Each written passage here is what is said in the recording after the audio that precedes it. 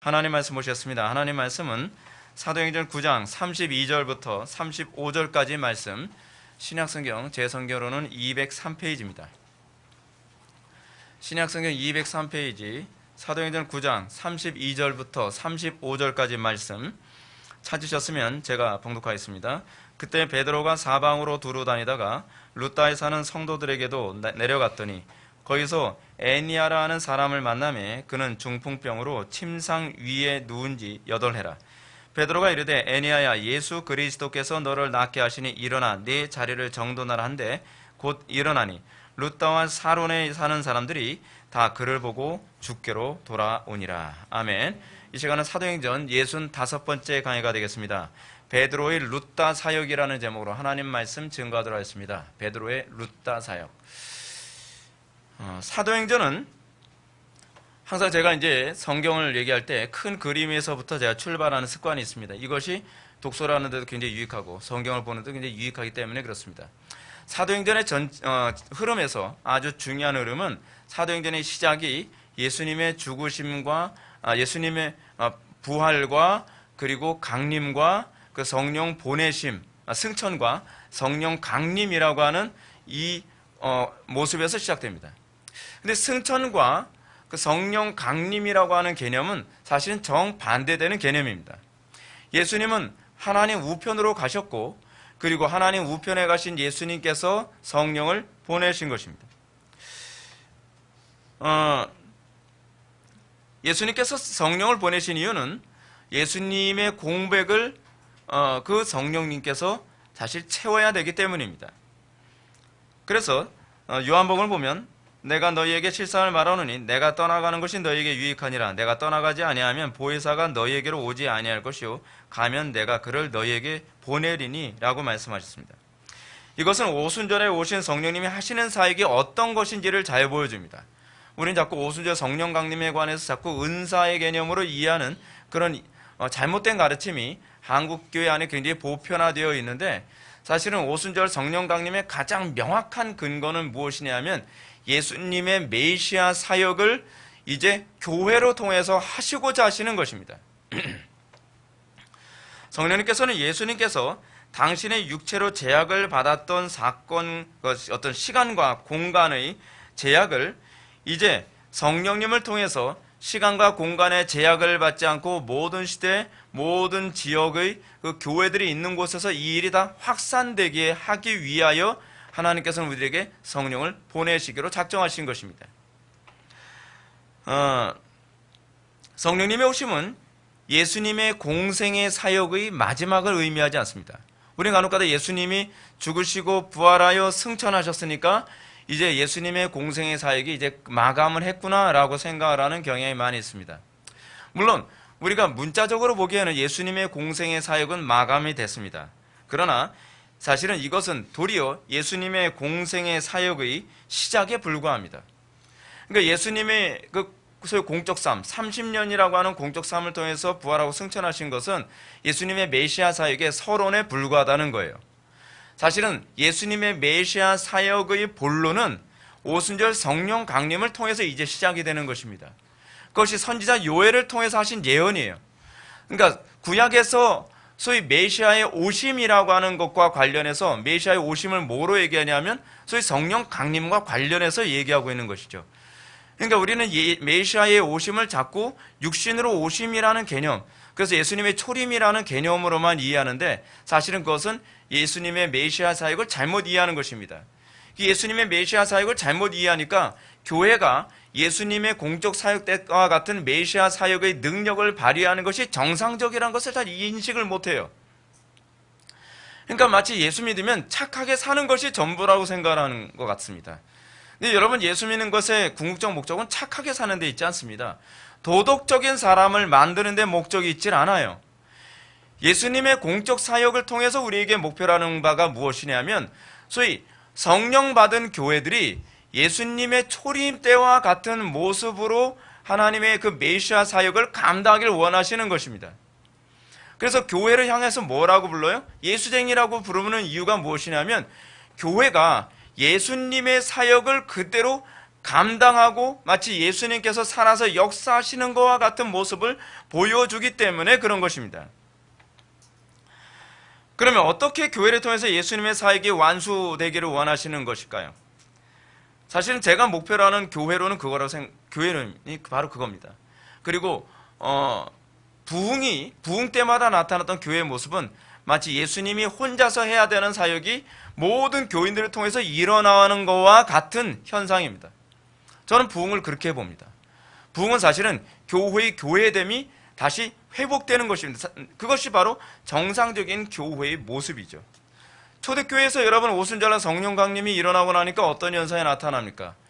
사람들이 소위 그 사도들과 그리고 여러 그리스도인들의 행동을, 사역을 보면서 마치 죽었던 예수님이 다시 환생한 것과 같은 그런 모습으로 보여지지 않습니까? 그것이 뭐냐면 우리에게 들어온 영이 예수님의 영과 좀 질이 떨어지는 영이 아니기 때문에 그렇습니다. 예수님께 오셨던 그 성령님이 바로 우리에게도 동일하게 오셨기 때문에 그래요. 그렇기 때문에 우리는 그 동일한 역사가 우리에게 나타난 것이 옳습니다. 그럼 어떻게 교회가 예수님의 사역에 참여하나요? 그것은 바로 예수님의 우편에 하나님의 우편에 앉아 계신 그리스도와 교회가 믿음으로 연합됨으로 그 일이 가능해지는 것입니다. 연합이라는 교리는 바로 그것을 얘기합니다. 연합이라는 교리는 예수님의 사역이 오늘날 이 시대의 교회를 통해서도 동일하게 나타난다는 것을 우리들에게 의미하는 교리입니다. 예수님이 그럼 왜 하나님 우편에 앉아 계셔야 됐죠? 예수님이 하나님 우편에 앉아 계신 것은 소위 왕권 위임이죠. 대권 위임입니다. 소위 역사가 마감될 때까지 그 인성을 가지고 계신 그리스도께서 하나님 우편에 앉아 계심으로 그 인성에 연합되어진 모든 교회들은 그 하나님의 왕권에 참여하도록 하신 것이, 그것을 표현한 것이 하나님의 우편에 앉아 계심이죠. 오순절에 오신 성령님은 교회를 하나님의 우편에 앉아 계신 그리스도와 연합하게 함으로써 그리스도께서 여전히 교회를 통해 메시아직을 행하시도록 하신 것입니다. 메시아직이 끝난 게 아니에요. 메시아직은 진행형이에요. 그래서 메시아가 영원히 우리와 함께한다라고 알고 있는 그 얘기가 바로 그걸 의미하는 것입니다. 이런 개념을 잘 보여주는 것이 바로 우리가 지난 시간까지 살펴왔던 성찬에 관한 개념입니다. 흥미롭게도 이 개념이 맞물려서 오늘 본문이 또 이렇게 연결되는 것은 또 하나님의 은혜라고 생각이 됩니다. 칼빈이 주장한 것처럼 성찬이란 단순히 예수님의 십자가 사건을 기념하고 기리는 것이 아닙니다. 성찬은 우리가 하나님의 말씀만을 양식으로 삼겠다는 고백을 요구합니다. 하나님의 말씀만이 나의 살임을 고백하는 것입니다. 제가 광고 시간에도 여러분한테 말씀드렸죠. 하나님의 말씀이 나의 살이라고 한다면 타협이 안 됩니다. 하나님의 말씀이 내 살이라고 한다면 내 살을 떼어주는 것 같은 느낌이 드는 거예요.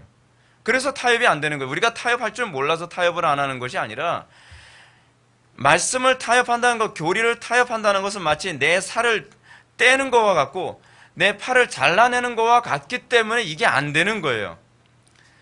우리에게 있어서 오늘날 기독교의 문제가 무엇이냐면 아는 것과 살이 따로 놀고 있다는 게 문제예요.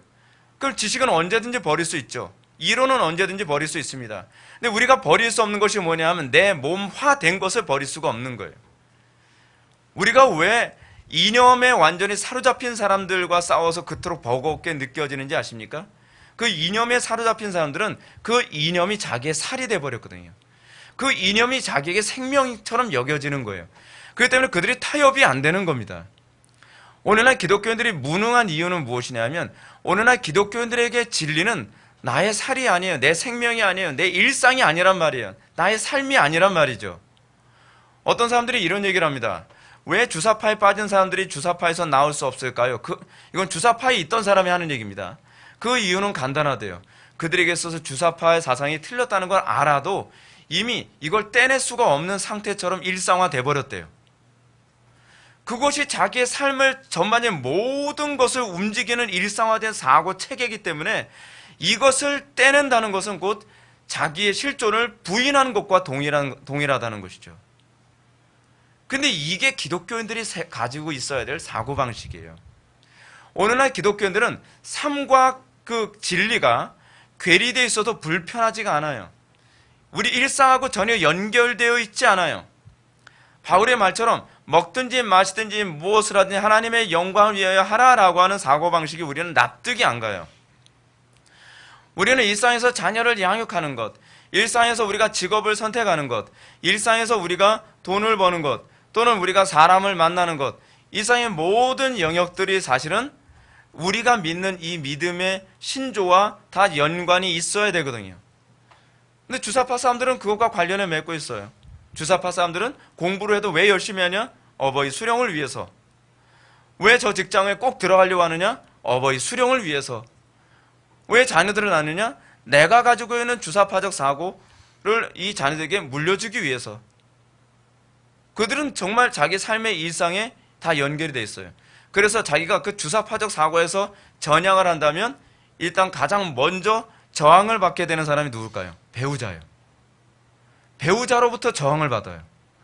또 누구한테 저항을 받을까요? 자녀들한테 또 저항을 받아요. 그리고 자기와 연결되어진 수많은 사람들에게 저항을 받아요.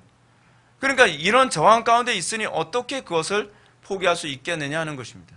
근데 우리는 전혀 연결이 안 돼 있죠. 내 배우자하고도 연결이 안 돼 있고, 내 자녀들하고도 연결이 안 돼 있고, 내 주변 사람들하고도 연결이 전혀 안 돼 있어요. 우리는 일상의 삶에 관해서만 연결이 돼 있을 뿐이죠. 이것은 기독교 신앙이 아닙니다. 이것은 성경이 얘기하는 가르침이 아니에요. 우리는 사실 성경에서 너무 동떨어져 있어요. 오늘날 기독교인들이 믿고 있는 기독교는 사실은 성경이 가르치는 기독교가 아니에요. 이것이 문제예요. 기독교가 힘이 없어서 세상을 못 이기는 것이 아니라 기독교가 아니기 때문에 힘이 없어서 세상을 못 이기는 거예요. 우리는 그런 부분에 대해서 너무 잘 모르고 있죠.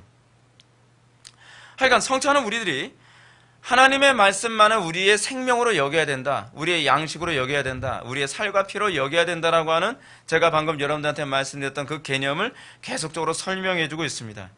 우리가 성찬의 정신에 충실하다면 우리는 내가 불편하다고 진리를 그 한순간에 내팽개치는 일이 사실은 불가능합니다. 신자는 이 요구를 믿음으로 받아 빵과 포도주에 참여하게 될 때에 우리가 하나님 우편에 계신 그리스도와 연합하게 함으로써 그리스도 안에 있는 모든 은택을 누리게 됩니다. 이것이 신비죠. 근데 이 신비를 통해서 신약의 교회는 그리스도를 머리로 하여 한 몸이 지체의 관계가 됩니다. 근데 여러분, 이게 지체의 관계로 여겨지는 개념이 아니에요. 심리적인 개념이 아니에요. 실제적인 개념이에요. 성령님께서 우리를 실제로 그리스도와 연합하여 실제로 그리스도의 능력에 참여하게 하시고, 실제로 그리스도의 지혜에 참여하게 하시고, 실제로 그리스도의 담대함에 참여하게 하십니다. 이것은 실제적인 것이지 어떤 이론적인 것이라든지 심리적인 개념이 아닙니다. 그래서 엄밀한 의미에서는 주사파라고 하는 사람들의 개념으로 설명이 안 돼요. 그 사람들은 심리적인 거예요. 그래서 그 사람들에게는 초능력이 나타나지 않죠. 그렇죠? 초능력이라는 게 여러분 무슨 말인지 아시죠? 그리스도의 그 능력에 참여하는 것과 같은 현상이 나타나질 않아요. 그래서 그 사람들은 소위 능력을 뭐라고 얘기하죠? 대중들이 한 목소리를 내는 것을 소위 그들의 신적인 힘이라고 얘기를 하죠. 근데 우리는 그렇지 않아요. 우리는 진짜로 그리스도의 힘의 능력의 지혜에 참여하는 거예요. 그래서 성품에 참여하는 거예요. 오늘날 그리스도인들이 무능한 이유는 그리스도와 연합하여 그 그리스도의 능력에 참여하는 삶을 사는데 관심이 없기 때문에 그래요. 제가 간혹 가다가 이런 얘기를 하죠, 사람들이. 제가 머리가 굉장히 좋다고 생각하는 사람들이 많이 있어요. 제가 머리가 좋아서가 아니에요. 제가 기도 생활, 제가 좀 등한시하고 제가 경건 생활이 좀 무너지면 기억이 안 나요. 그리고 책을 읽어도 이해를 못 하겠어요. 응용도 안 돼요. 그리고 읽었는데 말도 못 하겠어요. 그래서 매번 그럴 때마다 느끼는 거죠. 아, 이게 내 것이 아니라 이게 그리스도의 것이구나. 그래서 제가 이걸 아니까, 저는 이걸 피부로 느끼니까 제가 여러분한테 자꾸 흥분을 하는 거예요. 아니, 내 지혜를 의지하는 것보다 그리스도의 지혜를 의지하는 게 훨씬 난데 왜 그리스도의 지혜를 의지하지 않는지 저는 모르겠다는 거예요. 내 능력보다 그리스도의 능력이 훨씬 큰데 왜 그리스도의 능력을 의지하지 않고 내 능력으로, 내 지혜로, 내 말주변으로, 내 경험으로 그런 거 보면 저는 그렇게 생각되는 거죠. 죄송한 얘기인데 저는 그런 사람들 보면 한심해요. 네. 아니, 그 무능한 것에 가까운 그 능력을 가지고 왜 전능한 능력을 의지하지 않는 그런 어리석음을 갖고 있는 저는 이해가 안 돼요. 그건 사실 믿음이 없어서 그런 거죠. 사실은요. 그래서 여러분은 성령께서 믿음으로 우리를 그리스도와 연합하여 한 몸을 이루게 하셨다는 이 사실을 결코 피상적으로 이해하지 않기를 제가 여러분한테 말씀드리고 싶습니다. 그리고 이것을 우리들에게 설명해 주기 위해서 누가는 사도행전 오늘 본문을 통해 우리들에게 이걸 얘기해 주고 있어요. 사실 그런 의도로 오늘 본문이 기록됐다는 것이 저는 명확하다고 보입니다. 32절 말씀 다 같이 한번 읽어보시겠습니다. 시작.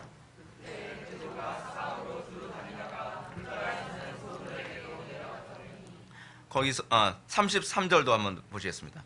거기서 애니아라 하는 사람을 만나매 그는 중풍병으로 침상 위에 누운 지 8해라. 아멘. 본절은 그때라는 말로 시작합니다. 근데 그때라는 말은 신경 쓸 필요가 없는 번역입니다. 왜냐하면 이 본문에 그때라고 하는 부분이 헬라어로 데라고 되어 있는데, 헬라어에서 데는요 어떤 의미냐면 그냥 그리고예요.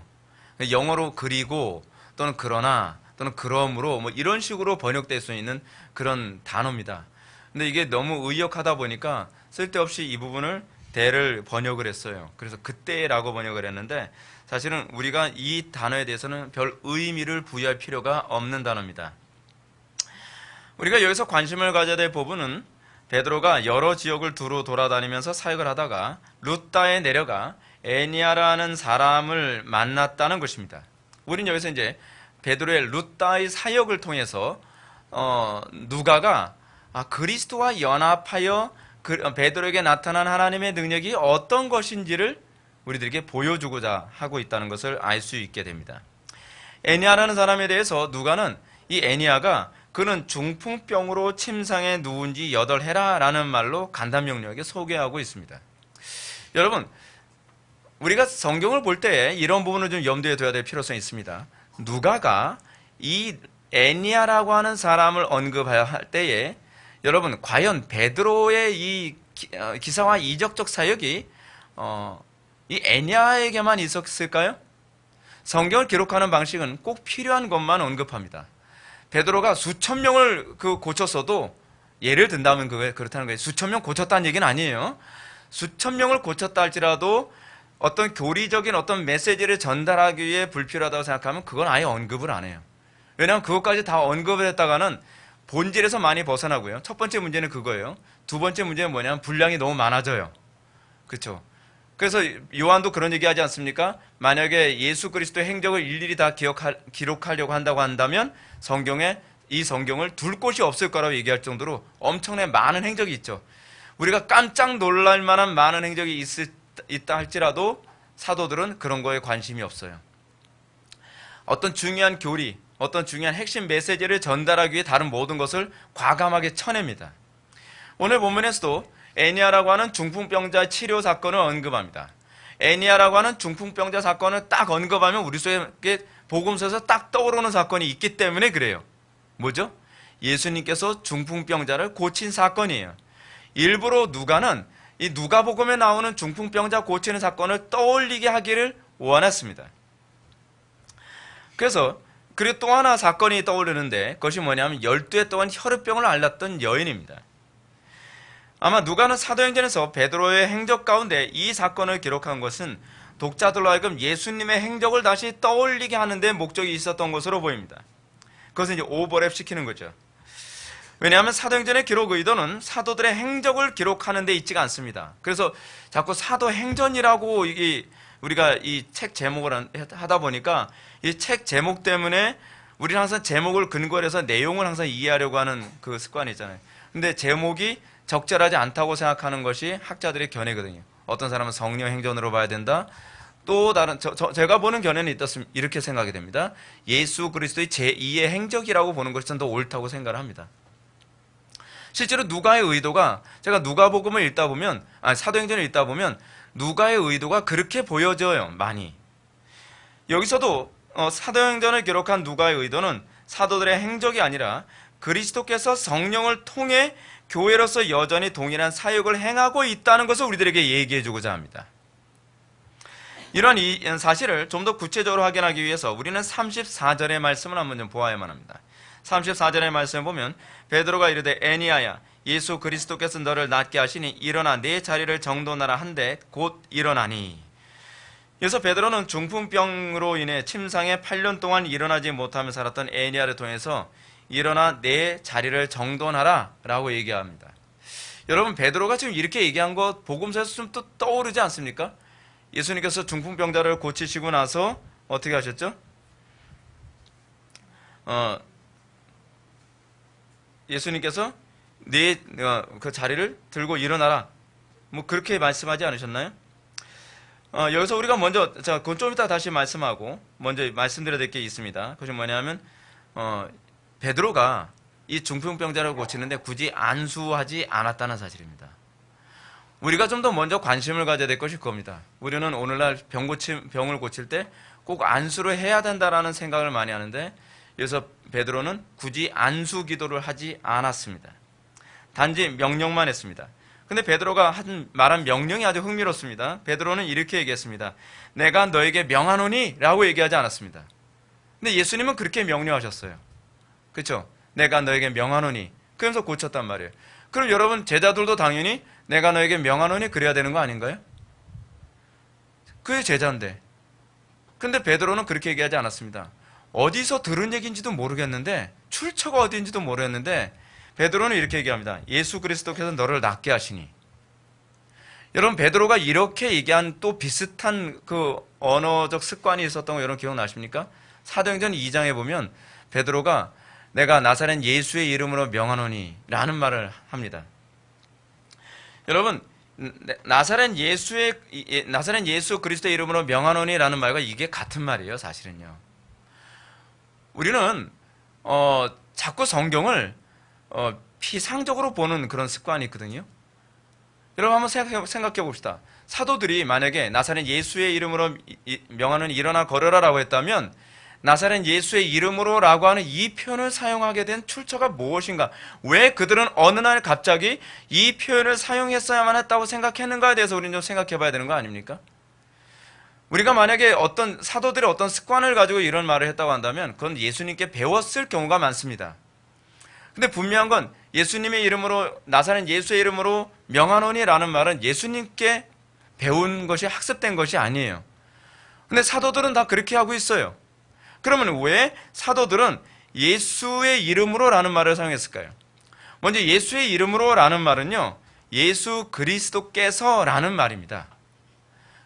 그러니까 제가 이렇게 말씀드릴 때 이런 주장은 사도행전 3장에서 베드로의 치유 사역에 놀란 사람들이 베드로의 그 치유 사역에 대해서 놀랐을 때 이렇게 베드로가 한 말에 잘 나타납니다. 어떻게 베드로가 이제 치유 사역에서 사람을 고치고 나니까 어떻게 고쳤는가? 그러니까 베드로가 이렇게 말하죠. 그 이름이 너희가 보고 아는 이 사람을 성하게 하셨나니. 그 이름이. 그럼 다른 말로 하면 뭡니까? 예수님이 라는 말이죠. 예수님 자신이 라는 이런 표현입니다. 따라서 베드로가 그 이름이 이 사람을 성하게 하셨나니 라고 한 말은 이 직역을 하면 우리가 알아들을 수 있는 말로 번역을 하면 이런 겁니다. 예수님께서 직접 이 사람을 치료하셨다라고 얘기하는 거예요. 내가 치료한 거 아니라는 얘기입니다. 신약에서 베드로나 사도들이 예수 그리스도의 이름으로라고 말한 것은 오늘날 한국교회에서 흔히 뭐 부족이라든지 그렇잖아요. 주문처럼 예수의 피, 나사는 예수이며 더러운 귀가 물러가는 예수의 피, 뭐 그렇게 한다고 해서 이게 무슨 어떤 효력을 발휘하는 게 아니에요. 우리는 자꾸 이걸 주술적으로 생각을 하죠. 아, 이 주문을 사용하면 귀신이 무서워하나 보구나. 그래서 귀신 들린 사람이 있으면은 뭐 그러잖아요. 나사렛 예수 이름으로 물리치면, 나사렛 예수 이름으로 물리치면 또 돼요. 되잖아요. 되죠. 안 된다는 얘기가 아니에요. 근데 나사렛 예수의 이름으로 라고 하는 말의 의미가 무엇인지 알고 사용하라는 거예요. 베드로는 지금 이 기적의 주체가 바로 예수님이다 라고 하는 것을 먼저 표현하고 있는 거예요. 베드로는 이 능력의 기원이 나에게 있지 않고 그리스도에게 있다는 것을 밝히기 위해서 얘기한 거예요. 이것이 초대교회 사도들의 언어 습관이에요. 이게 그리스도와의 연합을 염두에 두고 한 말이에요. 내가 고치는 것이 아니라 그리스도께서 나를 통해 고치셨다라고 하는 말을 이제 매번 길게 말하기 좀 그러니까 예수의 이름이 이 사람을 고쳤다. 근데 그 당시에는 그 말을 알아들었거든요. 우리나라 사람들은 이 말을 못 알아듣지만 그 당시 유대인들의 언어 습관에서는 예수의 이름으로 명하노니 라고 하는 말은 예수께서 직접 하셨다라는 표현이거든요. 자, 이렇게 말씀드릴게요. 시저의 이름으로 명하노니 너는 이제 감옥에서 나와라 라고 한다면 무슨 의미일까요? 시저가 명령했다는 거예요. 시저가 직접 그것을 명령했고 그래서 그 명령 때문에 나오게 됐다는 얘기죠. 그러니까 예수님의 이름으로 명하노니 라고 하는 이 말은 그런 식으로 그 사람들이 이해되어지는 용어예요. 이걸 주술적으로 이해되어질 영역이 아니에요. 주문처럼 이해되어질 영역이 아니라는 거죠. 여러분, 예를 들어서 어떤 사람이 감옥에 갇힌 사람을 꺼내는데 내가 명하노니 저 사람 꺼내 라고 하면 그 사람은 그 감옥에 있는 사람을 꺼낼 만한 권위가 있을 때에 가능한 거죠. 근데 그 권위가 만약에 없는 사람이라면 어떻게 해요? 다른 사람의 권위를 힘입어서 하겠죠. 그러면 그 사람을 감옥에서 끄집어낸 것은 그 사람이에요? 아니면 그 사람이 힘입고 있는 권위를 가진 사람이에요? 권위를 가진 사람이죠. 그 얘기를 하고 있는 거예요. 이 소위 그리스도와의 연합이라는 교리가 이 표현 안에 이미 다 나타나고 있는 개념입니다. 실제로 구약 성경 어디를 보더라도 이런 주문을 통해서 악한 영이 물리쳐졌다는 얘기가 없어요. 여러분, 구약에서 여러분 선지자들이 무슨 귀신 쫓을 때 이런 식으로 뭐 여호와의 이름으로 명하는 뭐 이런 식의 무슨 주술적인 방법을 사용한 적이 없죠. 그러니까 사도들은 어디서도 이런 개념을 주워 들은 개념이 없어요. 그렇다 하면 사도들이 예수의 이름으로라고 했을 때는 분명히 그런 거죠. 내 힘이 아니라 그리스도의 능력이 나를 통해서 역사하신다라는 개념이죠. 그리스도께서 대신 치료하신다. 오해하지 마. 내가 치료하는 것이 아니라 그리스도께서 치료하신 거야 라고 하는 걸 오해하지 않도록 하기 위해 이런 표현을 사용한 거예요. 누가는 사도행전 19장에서 마수로 하는 어떤 유대인들이 주 예수 이름을 불러 내가 바울이 전파하는 예수를 의지하여 너에게 명하노니라고 하는 이 장면을 또한 언급을 해서 이런 오해를 사지 않도록 또 미연에 방지하고 있습니다. 그래서 유대인 마술사들은 예수님의 이름을 일종의 주술적인 의미로 사용했죠. 그래서 내가 바울의 그 말하는 예수 그리스도의 이름을 도용하여 내가 명하노니 더러운 귀신아 물러가라 했더니 귀신 들린 사람이 뭐라 얘기합니까? 내가 예수도 알고 바울도 아는데 너는 뭐냐 하면서 어떻게 해요? 그에게 달려들어 옷을 다 벗겨버렸죠. 수치스럽게 만들어버렸죠. 그런데 해석하기도 이 오류를 또 반복하고 있어요. 그리스도와 연합이 뭔지도 모르고 그리스도를 의지하지도 않으면서 예수의 이름만 사용하면 뭔가 귀신이 쫓겨나갈 것 같은 그 은사주의자들 자꾸 사용하죠. 근데 여러분 되죠? 왜 되는지 아세요? 그렇게 해서 미혹하는 거예요. 여러분 귀신 쫓는다는 사람들 봤습니까? 귀신 쫓는 사람들 보면 귀신 들린 사람 딱 눕혀놓고 나서 예수 이름 예수 막 침튀게 예수 근데 문제는 귀신이 안 도망가요. 근데 귀신이 온갖 액션을 다 하죠. 근데 온갖 액션을 다 하는데 문제는 귀신이 떠나가는 흔적이 없어요. 근데 대부분 요즘 그 귀신 쫓는 사람들을 보면 이렇습니다. 이 사람이 귀신 들렸다는 흔적만 봤지? 귀신 들린 거 봤지? 이 사람 귀신 들린 거야. 제가 어떤 동영상 봤더니 그 동영상에도 이런 사람이 나와요. 멀쩡해 보이는 사람인데 네 속에 있는 귀신을 저주해라. 그럼 그 사람이 반응한다 그러더니 뭐 예수 이름으로 명하는 더러운 귀신 물러가라 했더니 그러더니 갑자기 이 사람이 막 진짜 엄청 무섭게 막 행동을 하는 거예요. 그 사람들 봤지? 귀신 들린 거 봤지? 봤는데 문제는 쫓지 못하는 거예요. 뭐 쫓았다라고 얘기하죠. 근데 쫓았다는 걸 뭐로 보장을 해요? 쫓았으면 어떻게 돼야 되죠? 그리스도를 따름이 나와야죠. 근데 그리스도를 따름도 안 나오고 경건함도 안 나오고 아무것도 달라지는 게 없어요. 그냥 쫓겨나갔다라고 생각을 하는 거예요. 아무런 근거도 없이. 무서운 겁니다, 여러분. 이런 식으로 사단은 끊임없이 예수 그리스도의 이름을 주술적으로 사용하는 것이 뭔가 의미가 있고 힘이 있는 것처럼 사람들을 속이죠. 왜 속일까요? 그렇게 해야 그리스도와의 연합이라고 하는 이 가장 본질적인 교리에 대해서 관심을 안 갖게 만들기 때문에 그래요. 항상 사단은요, 본질을 못 보게 하는데 천재적입니다. 많은 사람들이 거기에 속아서 넘어가는 것이죠. 따라서 분명히 말씀드리지만 이 표현은 내가 사람을 치료하는 것이 아니라 예수 그리스도께서 이 일을 행하는 것이다 라고 하는 것을 먼저 사람들한테 알리고 그 다음에 치료하는 겁니다. 이거를 잘 기억해야만 합니다. 여기서 또 한 가지 우리가 흥미롭게 볼 수 있는 것은 베드로가 중풍병자를 해서 일어나 내 자리를 정돈하라 라는 명령입니다. 이 명령도 예수님께서 중풍병자를 고치시면서 일어나 내 침상을 가지고 집으로 가라 라고 하는 모습을 또한 떠올리게 하죠. 그렇죠? 이것을 떠올리게 함으로써 궁극적으로 누가가 목표로 하는 바가 무엇이죠? 사도들의 사역은 예수 그리스도의 사역의 연장선에 있다는 것을 떠올리게 하기 위한 거예요. 이것을 알려주기 위해서 의도적으로 이 사건과 이 멘트를 그대로 인용해서 우리들에게 얘기해주고 있는 것입니다.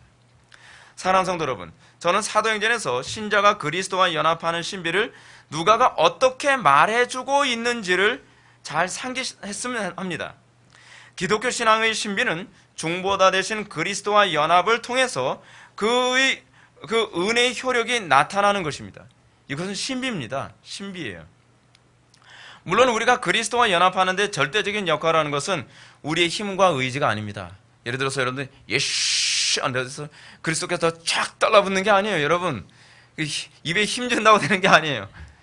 이건 믿음으로만 되는 거예요. 믿음으로만. 우린 자꾸 이걸 우리의 힘과 의지로 되는 것이라 자꾸 착각을 한단 말이에요. 이게 믿음이 뭔지를 모르니까 자꾸 그러는 거예요. 믿음이 뭔지 모르니까. 아유, 괜히 이런 얘기 했어요. 자, 믿음의 출발은 어디서 시작되냐면 나에 대한 불신에서 시작합니다. 나를 여전히 내 능력과 내 힘과 내 지혜와 내 수단과 내 방법과 내 경험 이런 것을 믿고 있는 신뢰감이 끊어지기 전에는 결코 그리스도를 믿고 의지하는 법을 깨달을 수가 없습니다. 그래서 믿음 전에 항상 뭐가 먼저 오죠? 절망이 먼저 오죠. 믿음 전에 하나님께서 먼저 낮추시는 것이 먼저 오죠. 철저히 자기 자신에 대한 불신과 절망 다음에 그 다음에 우리가 그리스도를 붙잡고 믿음이라는 것이 이거구나. 믿음이라는 것은 내가 그리스도와 연합하여 그리스도의 능력으로 살아가는 것이구나. 그래서 믿음을 갖게 되면 변화가 안 나타날 수가 없죠. 왜냐하면 믿음이 생겼다는 것은 이제는 내 힘으로 살지 않고 그리스도의 능력으로 살고, 믿음이 생겼다는 것은 이제 내 지혜를 더 이상 신뢰하지 아니하고, 이거 사도 바울이 뭐라고 얘기했어요? 영적 할례당이라고 얘기하고 있잖아요. 영적 할례당. 더 이상 내 지혜를 더 이상 신뢰하지 않고, 내 수단을 더 이상 신뢰하지 않고, 내 능력을 신뢰하지 않고, 내 어떤 경험을 신뢰하지 않고, 오로지 그리스도만을 믿고 그리스도의 능력과 힘과 지혜만을 따라서 산다는 것, 이것이 바로 믿음이거든요. 그래서 믿음이 행위가 없을 수 있다고 하는 것은 믿음이 뭔지 모르는 사람들이 하는 소리예요. 성령님은 이 믿음을 사용하셔서 우리를 그리스도와 연합시키십니다. 그 연합 속에서 우리는 그리스도 안에 있는 놀라운 은택을 누리며 살게 됩니다. 그 은택이 뭐죠? 이 은택을 다른 말로 기업이라고 얘기합니다. 이 놀라운 은택이 바로 그리스도 안에서 죽고 그리스도 안에서 부활하는 것. 내 죄가 그리스도에게 전가되고 그리스도의 의가 나에게 전가되는 것. 그리스도의 거룩이 나에게 전가되는 것. 그리스도의 능력이 나에게 부어지는 것. 그리고 그리스도의 그 거룩하신 성품이 나에게 주어지는 것. 여러분, 이게 바로 우리에게 주어지는 은택이요, 기업이에요. 나의 영원하신 기업, 생명보다 귀하다. 이걸 얘기하는 거예요. 이거 얘기하는 거예요. 우리는 이게 뭘 얘기하는지도 모르고 찬송을 부르니까 이게 찬송이 별로 감동이 별로 없죠. 칼빈이 기독교 강연을 통해서 우리들에게 가르친 것처럼 믿음은 우리를 하나님의 우편에 앉아 계신 그리스도께로 올립니다. 이렇게 그리스도께로 올려진 우리는 그리스도와 전인격적인 연합을 경험하게 되죠. 부분적 연합이 아닙니다. 전인격적인 연합입니다. 그 연합 속에서 우리는 그리스도의 능력으로 살고 그리스도의 지혜로 살고 그리스도의 거룩한 성품 속에서 살게 됩니다. 이 과정을 통해서 사람들은 우리 속에 계신 그리스도의 영광을 보게 되죠. 우리와 그리스도가 연합되어지는 어떤 증거도 없음에도 불구하고 내가 예수를 믿었다라고 얘기하는 것은 피상이죠. 피상입니다. 여러분 가운데 칼빈이 우리가 믿음으로 그리스도께 올려진다는 말의 이해가 어렵다고 하시는 분들 제가 여러 번 만났습니다. 그래서 제가 이 부분에 대한 설명을 좀 더 해드려야 될 필요성이 있어요. 그리스도께 올려진다는 말은 우리의 영혼이 갑자기 하늘로 솟구친다는 개념은 아닙니다. 이것을 물리적 개념으로 이해하면 안 돼요. 이건 경영적 개념이에요. 경력적이라는 말을 여러분은 들어보셨죠? 우리 교회 처음 새신자 예비교육 할 때 꼭 하는 얘기인데, 그리스도의 승천은 경력적으로 승천했다고 얘기하죠. 그리스도께서는 소위 피조 세계에서 하나님의 세계로 소위 영역을 다른 영역으로 옮겨진 것입니다. 그것이 예수 그리스도의 승천의 개념이에요. 하늘로 올라가는 건 상징적으로 우리들에게 보여주신 것뿐이죠. 우리가 하나님께로 올려진다는 개념도 그것입니다. 우리가 소위 피조의 세계에서 하나님의 영역으로 우리가 들어가게 되어진다는 개념이에요. 우리의 영혼이. 그래서 우리가 하나님 우편에 앉아 계신 그리스도와 연합을 하게 되죠. 그런 경역적 개념으로 이해해야만 합니다. 따라서 우리가 그리스도와 연합하게 되면 어떤 현상이 나타나죠? 피조 세계의 한계를 극복하는 놀라운 현상이 나타나요. 그래서 여러분, 사도들뿐만 아니라 여러분 교회사에서 수많은 우리의 신앙의 선배들도 정말 이거는 어떻게 사람들이 저럴 수 있는가 했을 때 뭐라 그럽니까? 여러분, 야고보도 그러잖아요. 엘리야도 우리와 성정이 같은 자로되 그가 기도했더니 하늘의 비문을 닫고 또 열기도 하고 했다 그러잖아요. 그 경역적이죠. 경역적으로 하나님의 세계에 들어와서 하나님의 우편에 앉아 계신 그리스도와 연합을 하게 될 때에 이게 하나님을 모르는 사람들에게 나타날 수 없는 그런 초자연적인 능력이 나타나는 거죠. 제가 이걸 초능력이라고 얘기하지는 않겠습니다. 무슨 이상하게 생각할 것 같아가지고. 근데 어느 시대든지 여러분, 우리의 신앙의 선배들은 하나님의 능력을 그리스도 안에서 우리가 누림으로 세상이 감당할 수 없는 자라고 하는 그런 명명을 얻게 됐죠. 그리스도와 연합함으로 세상의 지혜를 초월하는 지혜를 그들이 소유했고, 세상이 초월하는 인내를 그들이 보여줬고, 세상이 초월하는 거룩한 성품을 그들이 보여줬죠. 그것은 그리스도와 연합을 통해서 일어나는 거예요. 그 연합이 어떻게? 경역적으로 일어나는 거죠. 그 경역적으로 일어나는 것이 어떻게 일어나요? 믿음으로 일어나는 것이죠. 그래서 믿음이 세상을 이긴다고 얘기하는 거죠. 세상을 이기면 이것이니 너의 믿음이라고 했을 때 그 믿음은 바로 이런 식으로 세상을 이기는 것입니다. 내가 믿습니다 한다고 해서 되는 것이 아니에요. 따라서 이것과 관련해서 칼빈이 영적 임재설이라는 개념을 얘기한 것입니다. 그러면 이런 일이 어떻게 가능하게 되는가? 그것은 그리스도를 그 무엇보다 사랑하게 됨으로 가능해져요. 항상 핵심은 거기에 있어요. 사랑함에 있어요. 그리스도와 신비적 연합은 억지로 자동적으로 이루어지는 것이 아닙니다.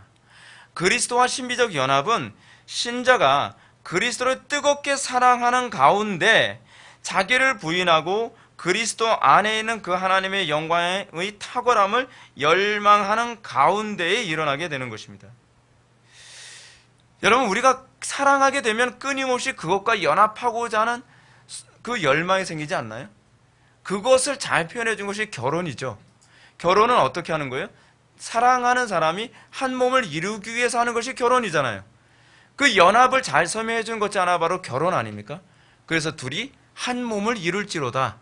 그 그리스도 안에는 신비, 그 연합을 우리들에게 설명해 주고 있는 거죠. 그래서 한 몸을 이루고 나면 어떤 현상이 나타나요? 이제 통장이 하나가 되죠. 통장. 옛날에 통장을 따로 쓰던 사람이 그 연합이죠. 연합. 이거 이렇게 얘기하면 되나? 하여간 그렇게 되는 거예요. 하여간. 자, 하여간 이게 어쨌든 간에 자, 얘기하고 나서 자, 이 신비로운 연합은 십자가 안에서 이루어집니다. 그래서 바울이 고린도서 4장 14절부터 16절 말씀을 보면 이렇게 얘기합니다. 주 예수님을 다시 살리시니가 예수와 함께 우리도 다시 살리사. 자, 보십시오. 연합을 잘 보십시오. 예수와 함께 우리도 다시 살리사 너희와 함께 그 앞에 서게 하실 줄을 아노라. 그 우리와 함께 하나님 앞에 서게 해주세요. 이는 모든 것이 너희를 위함이니 많은 사람의 감사로 말미암아 은혜가 더하여 넘쳐서 하나님께 영광을 돌리게 하려 함이라. 그러므로 우리가 낙심하지 아니하노니 우리의 겉사람은 낡아지나 우리의 속사람은 날로 새로워지느니라. 여러분, 아까 제가 결혼이라는 얘기를 했는데 그 한 몸을 이룬과 관련해서 우리가 한 몸을 이루려면 결혼했을 때 가장 어려운 장애가 뭐죠? 자기 부인이죠. 여러분, 부부가 한 몸을 이루는데 전제는 뭐냐면 끊임없이 자기 부인을 해야만 한 몸을 이루게 됩니다.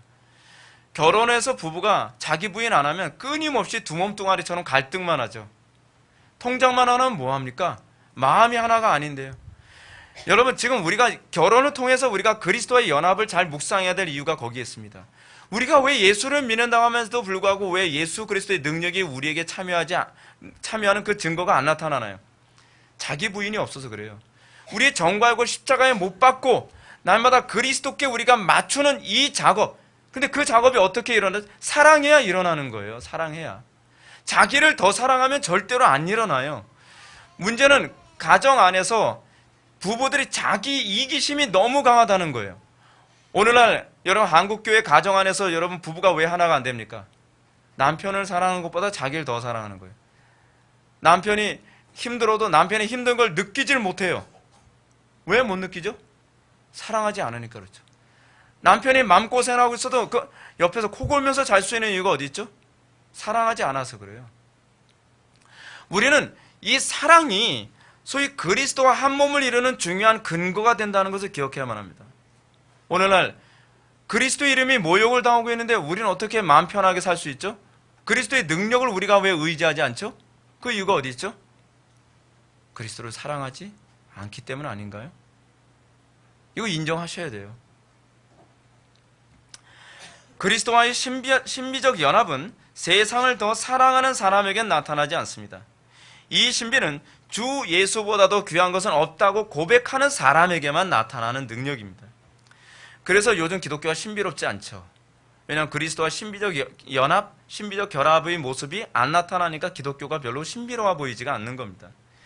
마태복음 13장의 밭에 감추인 보화의 비유처럼 그리스도라는 질그릇 속에 담겨진 진주의 가치를 아는 사람이 자기의 모든 재산을 팔아 어떻게 해요?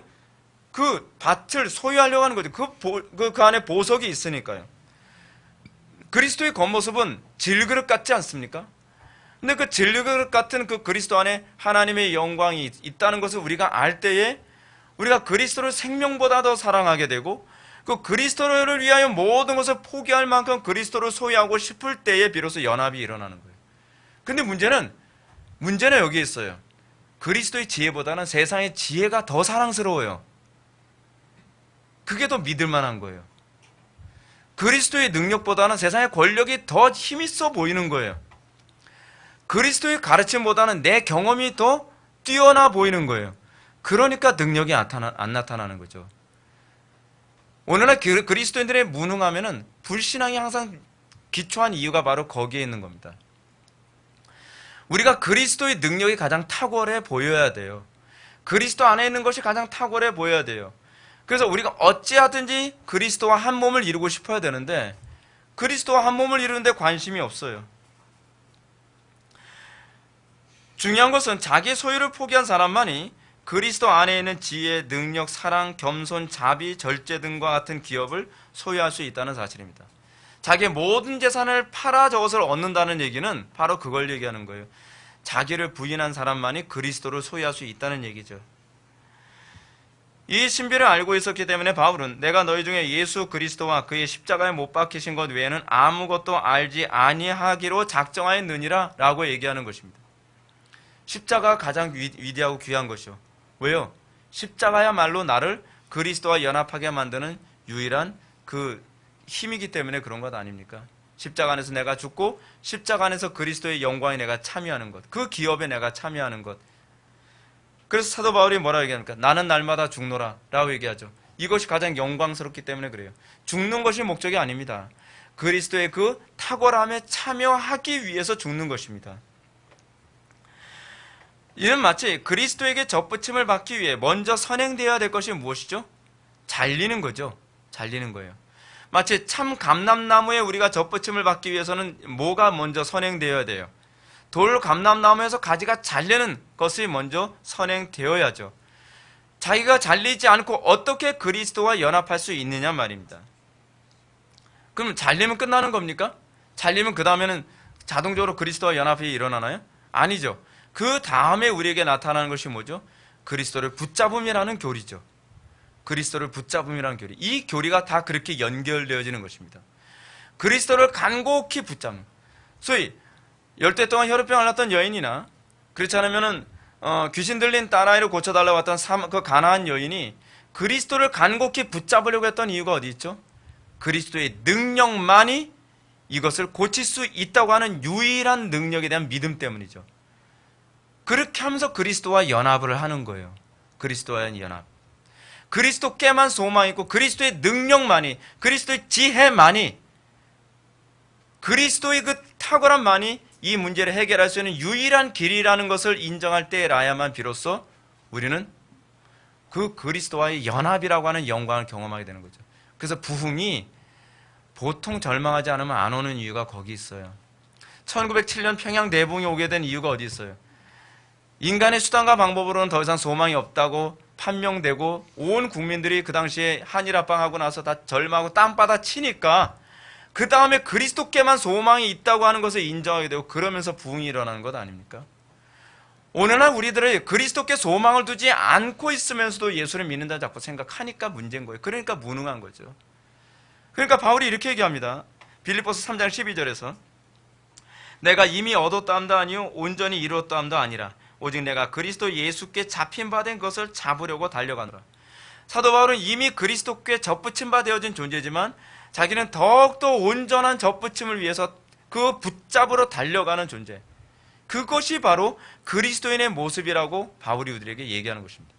바울에게 나타나는 능력, 베드로에게 나타난 능력, 그들에게 나타난 탁월함, 그들에게 나타난 거룩함, 경건함, 그거 그냥 있는 게 아닙니다. 이 비밀이 어디 있는가? 그리스도와의 신비적 결합이라고 하는 이 십자가 사건 안에서 이것이 주어지는 거예요. 그래서 사도 바울이 끊임없이 십자가를 외칠 수밖에 없었던 이유가 거기 있는 거예요. 십자가야말로 우리가 하나님 나라의 영원한 기업, 예수 그리스도 안에 있는 그 보화를 얻는 유일한 길이라는 것을 사도 바울이 알았기 때문에 그렇습니다. 자, 그러면 주님께서 굳이 그의 백성들과 연합하여 메시아 사역을 감당해야 될 이유가 무엇이었을까요? 35절 말씀 다 같이 읽겠습니다. 시작. 아멘. 바로 전에 언급했던 것처럼 하나님께서는 그의 사역자들에게 그리스도를 주심으로 그리스도와 연합하여 이 놀라운 일을 감당하도록 하셨습니다. 오늘날 은사주의자들이 흔히 얘기하는 것처럼 당신의 사역자들에게 능력과 은사만 주시고 일만 시키면 되는 것 아닌가요? 우린 자꾸 이런 오해에 자꾸 빠집니다. 하나님, 저는 예수님의 거룩함도 별로 필요 없고요, 지혜도 다 필요 없고 그냥 능력만 주세요. 능력 주셔서 그냥 사역만 열심히 하면 되는 거 아닌가요? 뭔가 성과주의. 그러면 이게 오늘날 소위 은사주의자들이나 그렇지 않으면은 오늘날 소위 그 교회 성장주의자들에게 흔히 나타나는 부분이거든요. 왜 사람들이 그리스도에게 능력만을 원할까요? 그 이유가 어디 있을까요? 그 능력을 통해서 뭔가 성과가 나타나야 사람들이 자기를 쳐다보니까 그런 거죠. 내가 영광받기 위해서요.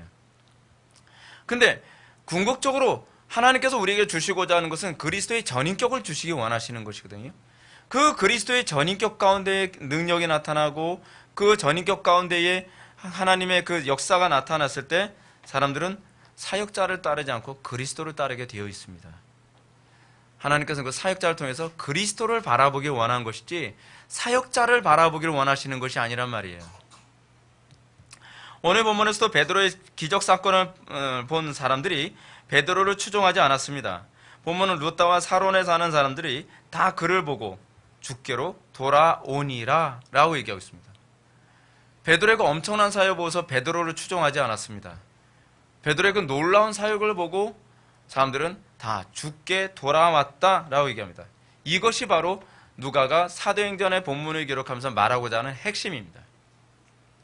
그들은 치료만 받고 옛적 삶으로 돌아가지 않았습니다. 그들은 개종했습니다. 그들은 그리스도께로 돌아온 것입니다. 사랑하는 성도 여러분, 오늘날 기독교의 심각한 문제가 바로 여기에 있습니다. 모든 일의 영광을 그리스도께 돌리지 않습니다. 한국교회가 지금 이 지경까지 오게 된 이유가 무엇이냐면 사역자들이 수많은 사람들을 끌어모으는 것도 성공했습니다. 그리고 기사와 이적도 많이 일어났습니다. 병도 고쳤습니다. 근데 문제는 무엇이냐면 그 수많은 사람들이 그리스도를 추종하게 하는데 실패했습니다. 그들의 관심은 목사를 추종하게 만드는 거였습니다.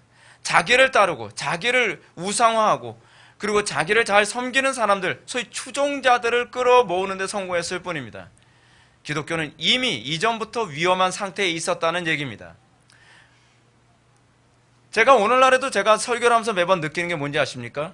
사람들은 저를 추종하기 위해서 온 사람들은 많이 실망을 합니다. 왜냐하면 제가 끊임없이 그리스도께 희생하라고 얘기하기 때문에 그런 거죠. 어떻게 그렇게까지 살 수 있어? 근데 여러분, 목사가 하는 궁극적 목적은 여러분들을 그리스도께로 인도하는 것입니다. 여러분들이 좋아하든 싫어하든 여러분들이 주께로 돌아오고 여러분들이 그리스도를 위해서 살도록 만드는 데 초점을 맞추는 것입니다. 그랬을 때에 이 땅에 하나님의 나라가 임하는 것입니다. 지금 한국교회에 일어나는 문제를 해결하면 이제 위험이 더 없어질까요? 아니요. 근본적인 문제가 그것이 아닙니다. 근본적인 문제는 많은 기독교인들이 여전히 그리스도를 따르는 데 관심이 없다는 것이 문제입니다. 편한 복음, 쉬운 복음, 그리고 부자가 되게 만드는 복음, 그리고 형통하게 사는 복음을 원할 뿐입니다. 그리스도의 능력은 원하는데, 그리스도의 지혜는 원하는데, 그리스도의 거룩을 전혀 원하지 않습니다. 하나님의 영광에 참여하는데 전혀 관심이 없습니다. 그러니까 한국교회가 지금 이 지경이 된 것입니다. 그래서 제가 광고 시간에도 그런 말씀 드렸죠. 한국교회는 근본부터 다시 돌아가야 된다고요. 기초부터 다시 돌아가야 된다고. 그래서 제가 굳이 성찬론 같은 부분부터 다시 다 개혁을 해야 된다라고 제가 말씀을 드리는 것입니다. 수많은 사람들이 이렇게 자기에게로 몰려오지 않고 그리스도를 따르게 되는 것, 그 이유가 바로 여기 있습니다. 여러분, 마태복음 7장 보면요, 그리스도를 따르지 않고 자기를 추종하게 만든 사람들이 어떤 형벌과 어떤 심판을 받는지 마태복음 7장은 이렇게 언급하고 있습니다. 많은 이들이 주님의 이름으로 선지자 노릇하며 주님의 이름으로 귀신을 쫓아내며 주님의 이름으로 많은 권능을 행했다고 하는 사람들이 주님 앞에 이런 선고를 받습니다. 내가 너희를 도무지 알지 못하니 불법을 행하는 자들아 내게서 떠나가라. 이들의 문제가 무엇입니까? 이들은 분명히 주님의 이름으로 선지자 노릇하고 병 고치고 귀신을 쫓아내며 많은 권능을 했다고 하지만 그들은 불법을 행하는 자들이었다는 것이 문제입니다. 다시 말해서 이들은 그리스도와 연합한 상태가 아니란 얘기예요. 불법을 행했다라는 말은 그 표현이에요. 이들은 그리스도와 연합하지 않고 그 능력과 기사만을 통해서 자기의 추종자들을 긁어 모으는 데만 관심을 가졌다는 얘기입니다. 그들이 그리스도와 연합하지 않았으므로 그들은 사람들을 자동적으로 그리스도와 멀어지게 만들죠. 그래서 요즘 기독교인들 보면 교회 생활 열심히 했다는 사람들이 더 그리스도와 멉니다. 설교를 성경대로 한다고 그러면 더 싫어해요. 왜 그럴까요? 설교를 들으면서 엉뚱한 존재와 가까워졌기 때문에 그렇습니다.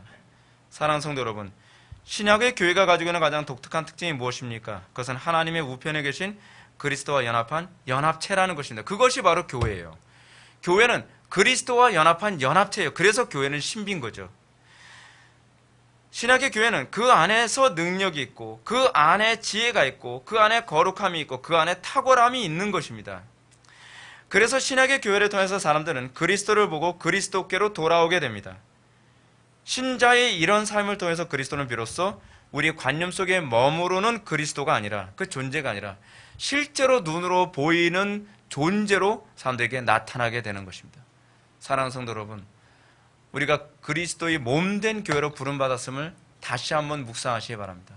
나의 삶 속에서 그리스도가 어찌하든지 나타나기를 원하노라 라고 하는 그 바울의 표현이 나의 일생의 고백이 되기를 주님의 이름으로 축원합니다. 기도하시겠습니다. 사랑이 많으신 하나님 아버지, 우리가 도대체 무엇을 위해서 예수를 믿은 것이고 무엇을 위해서 교회가 된 것인지 다시 한번 뒤돌아보게 해주심을 진정으로 감사드립니다. 아는 것으로 그치지 않게 해주시고 이 아는 것이 우리의 살과 피가 되게 하여 주옵소서. 이 아는 것이 우리의 생명이 되게 하여 주시사 우리가 이 아는 것을 그 무엇과도 바꿀 수 없다고 고백하는 삶을 살게 하여 주옵소서. 예수님의 거룩하신 이름으로 기도드립니다. 아멘.